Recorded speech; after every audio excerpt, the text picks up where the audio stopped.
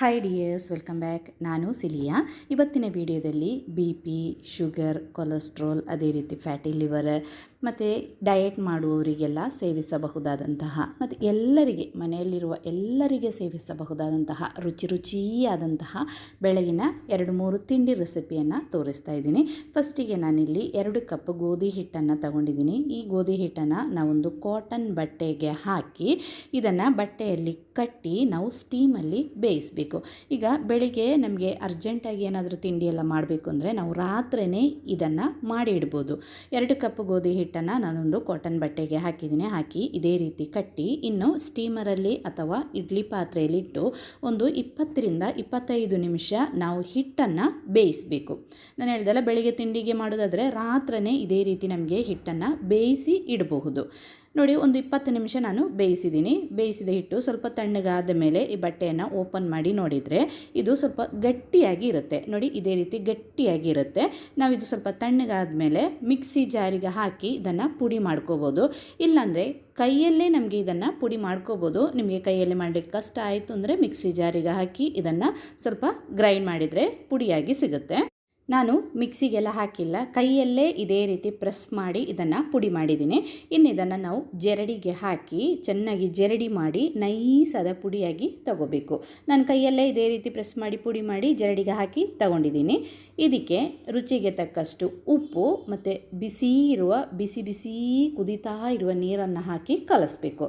ನಾನಿವಾಗ ರುಚಿಗೆ ತಕ್ಕಷ್ಟು ಉಪ್ಪನ್ನು ಸೇರಿಸಿದೆ. ಬಿಸಿ ನೀರನ್ನು ಸೇರಿಸಿ ನಾವು ಒತ್ತು ಶಾವಿಗೆ ಹಿಟ್ಟನ್ನು ಕಲಿಸ್ತೀವಲ್ಲ, ಅದೇ ರೀತಿ ಸ್ವಲ್ಪ ನೀರನ್ನು ಹಾಕಿ ಕಲಿಸ್ಬೇಕು. ಒಮ್ಮೆಲೆ ಜಾಸ್ತಿ ನೀರು ಹಾಕ್ಬಿಡಿ, ಸ್ವಲ್ಪ ನೀರು ಹಾಕಿ ಕಲಿಸ್ಬೇಕು. ಚಪಾತಿ ಹಿಟ್ಟಿನ ಹದಕ್ಕಲ್ಲ, ಅದಕ್ಕಿಂತ ಸ್ವಲ್ಪ ಲೂಸಾಗಿ ಹಿಟ್ಟು ಇರಬೇಕು.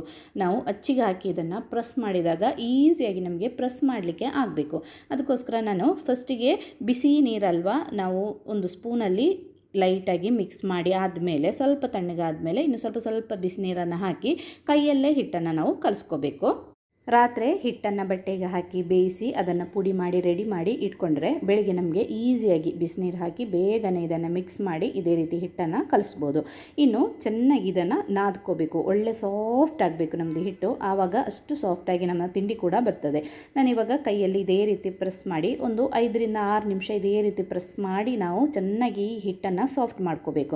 ನೋಡಿ, ಈ ಒಂದು ಹದಕ್ಕೆ ಇದೆ. ಇದಕ್ಕಿಂತ ಸ್ವಲ್ಪ ಲೂಸ್ ಆದರೂ ಪರವಾಗಿಲ್ಲ.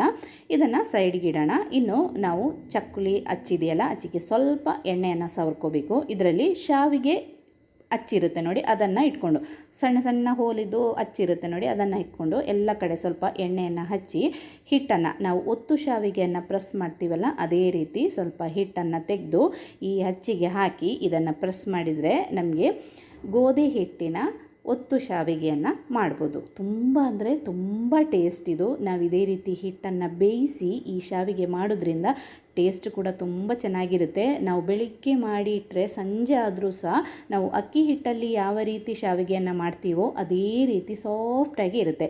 ನಾನಿವಾಗ ಬಾಳೆ ಎಲೆಯಲ್ಲಿ ಸ್ವಲ್ಪ ತೆಂಗಿನಕಾಯಿ ತುರಿಯನ್ನು ಹಾಕಿದ್ದೀನಿ. ತೆಂಗಿನಕಾಯಿ ತುರಿಯನ್ನು ಹಾಕಿ ಅದರ ಮೇಲ್ಗಡೆಯಿಂದ ಇದೇ ರೀತಿ ಪ್ರೆಸ್ ಮಾಡ್ತಾ ಇದ್ದೀನಿ. ನಿಮ್ಮ ಹತ್ರ ಬಾಳೆ ಎಲೆ ಇಲ್ಲ ಅಂದರೆ ನಾವು ನಾರ್ಮಲ್ ಇಡ್ಲಿ ಮಾಡುವ ಇಡ್ಲಿ ತಟ್ಟೆ ಇದೆಯಲ್ಲ, ಅದಕ್ಕೆ ಸ್ವಲ್ಪ ಎಣ್ಣೆಯನ್ನು ಸವರಿ ಸ್ವಲ್ಪ ತೆಂಗಿನಕಾಯಿ ತುರಿ ಬೇಕಂದರೆ ಹಾಕಿ ಇದೇ ರೀತಿ ಪ್ರೆಸ್ ಮಾಡಿ ಇದನ್ನು ನಮಗೆ ಇನ್ನು ಬೇಯಿಸಲಿಕ್ಕೆ ಇಡ್ಬೋದು. ನಾನು ಇದೇ ರೀತಿ ಎಲ್ಲವನ್ನು ಸಹ ರೆಡಿ ಮಾಡಿದ್ದೀನಿ. ಇಡ್ಲಿ ಪಾತ್ರೆಯಲ್ಲಿ ಫಸ್ಟಿಗೆ ನೀರನ್ನು ಕುದೀಲಿಕ್ಕೆ ಇಟ್ಟಿದ್ದೆ. ನೀರು ಚೆನ್ನಾಗಿ ಕುದೀತಾ ಇದೆ. ಇನ್ನು ನಾವು ರೆಡಿ ಮಾಡಿಟ್ಟಿರುವ ಶಾವಿಗೆನೆಲ್ಲ ಇಡ್ಲಿ ಪಾತ್ರೆಗೆ ಇಟ್ಟು ಅಥವಾ ಸ್ಟೀಮರ್ಗೆ ಇಟ್ಟು ಇದನ್ನು ಒಂದು 15-20 ನಿಮಿಷ ನಾವು ಸ್ಟೀಮ್ ಮಾಡಬೇಕು. ಆವಾಗ ನಮ್ಮದು ರುಚಿಯಾಗಿರುವಂತಹ ಗೋಧಿ ಹಿಟ್ಟಿನ ಒತ್ತು ಶಾವಿಗೆ ರೆಡಿ ಆಯಿತು.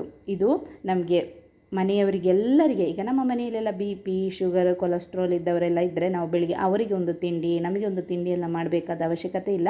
ಚಪಾತಿ, ಗೋಧಿ ಹಿಟ್ಟಿನ ದೋಸೆ ಎಲ್ಲ ತಿಂದು ಬೇಜಾರಾಗಿದ್ದರೆ ಇದೇ ರೀತಿ ಗೋಧಿ ಹಿಟ್ಟಿನಿಂದ ಒತ್ತು ಶಾವಿಗೆಯನ್ನು ಟ್ರೈ ಮಾಡಿ ನೋಡಿ, ತುಂಬಾ ಟೇಸ್ಟಿಯಾಗಿರುತ್ತೆ. ಇನ್ನು ಎರಡನೆಯದು, ಈಗ ಬಿ ಪಿ, ಶುಗರ್, ಕೊಲೆಸ್ಟ್ರಾಲ್ ಎಲ್ಲ ಇದ್ದವರಿಗೆ ರುಚಿಯಾದಂತಹ ಇಡ್ಲಿ, ದೋಸೆ, ಪಡ್ಡು ಎಲ್ಲ ತಿನ್ನಬೇಕು ಅಂತ ಅನಿಸಿದರೆ ಇದನ್ನೊಮ್ಮೆ ಟ್ರೈ ಮಾಡಿ ನೋಡಿ. ಒಂದು ಪಾತ್ರೆಗೆ ನಾನು 1 ಕಪ್ ಬಾರ್ಲಿಯನ್ನು ತಗೊಂಡಿದ್ದೀನಿ. ಅದೇ ಕಪ್ಪಲ್ಲಿ 1 ಕಪ್ ಹೆಸರು ಬೇಳೆಯನ್ನು ತಗೊಂಡಿದ್ದೀನಿ. ಹೆಸರು ಬೇಳೆ, ಬಾರ್ಲಿ ಸಮವಾಗಿ ನಾವು ತಗೋಬೇಕು. ಇನ್ನು ಇದಕ್ಕೆ ಒಂದು ಸ್ವಲ್ಪ ಮೆಂತೆಕಾಳು ನಮಗೆ ಒಂದು ಅರ್ಧ ಅಥವಾ ಒಂದು ಕಾಲು ಚಮಚ ಹಾಕಿದರೆ ಸಾಕು. ನಾನೊಂದು ಅರ್ಧ ಚಮಚದಷ್ಟು ಮೆಂತೆಕಾಳನ್ನು ಸಹ ಹಾಕಿದ್ದೀನಿ. ಇದನ್ನು ಚೆನ್ನಾಗಿ ಒಂದು 2-3 ಸರ್ತಿ ತೊಳೆದು ಇದು ಬೇಕಾದಷ್ಟು ಇದಕ್ಕೆ ನೀರನ್ನು ಹಾಕಿ ನಾವೊಂದು 5ರಿಂದ 6 ಗಂಟೆ ಇದನ್ನು ನೆನೀಲಿಕ್ಕೆ ಬಿಡಬೇಕು. ಇಲ್ಲಿ ನೋಡಿ ಚೆನ್ನಾಗಿ ನೆಂದಿದೆ. ನಾನೊಂದು 5 ಗಂಟೆ ನೆನೆಸಿದ್ದೀನಿ. ಇನ್ನು ಮಿಕ್ಸಿ ಜಾರಿಗೆ ಹಾಕಿ ಇದನ್ನು ನೈಸಾಗಿ ರುಬ್ಬಬೇಕು. ಚೂರು ಸಹ ತರಿ ಇರಬಾರ್ದು. ರುಬ್ಬುವಾಗ ಸ್ವಲ್ಪ ನೀರನ್ನು ಹಾಕಿ ನಾವು ರುಬ್ಬಬೇಕು. ಇಡ್ಲಿಗೆ, ದೋಸೆಗೆಲ್ಲ ನಾವು ಹಿಟ್ಟನ್ನು ರುಬ್ಬುತ್ತೀವಲ್ಲ, ಅದೇ ಒಂದು ಕನ್ಸಿಸ್ಟೆನ್ಸಿಯಲ್ಲಿ ಇದನ್ನು ರುಬ್ಬಬೇಕು. ರುಬ್ಬಿದ ಹಿಟ್ಟನ್ನು ಬೇರೆ ಪಾತ್ರೆಗೆ ಹಾಕೋಣ.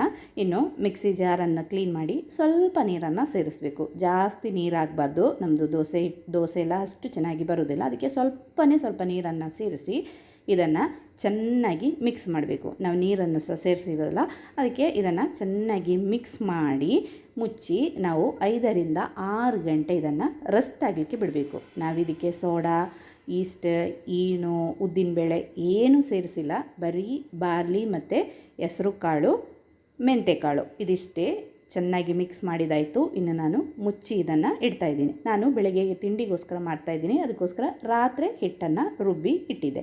ಬೆಳಿಗ್ಗೆ ಆಗುವಾಗ ಹಿಟ್ಟು ಎಷ್ಟು ಚೆನ್ನಾಗಿ ಉಬ್ಬಿ ಬಂದಿದೆ ಅಂತ ನೀವೇ ನೋಡಿ ಎಷ್ಟು ಚೆನ್ನಾಗಿ ಉಬ್ಬಿ ಬಂದಿದೆ. ಇನ್ನು ಇದಕ್ಕೆ ನಮಗೆ ರುಚಿಗೆ ತಕ್ಕಷ್ಟು ಉಪ್ಪನ್ನು ಸಹ ಸೇರಿಸಿ ಮಿಕ್ಸ್ ಮಾಡಿ ಈ ಹಿಟ್ಟಿನಿಂದ ನಮಗೆ ಪಡ್ಡು ಮಾಡಬಹುದು, ಇಡ್ಲಿ ಮಾಡಬಹುದು, ದೋಸೆ ಮಾಡಬಹುದು.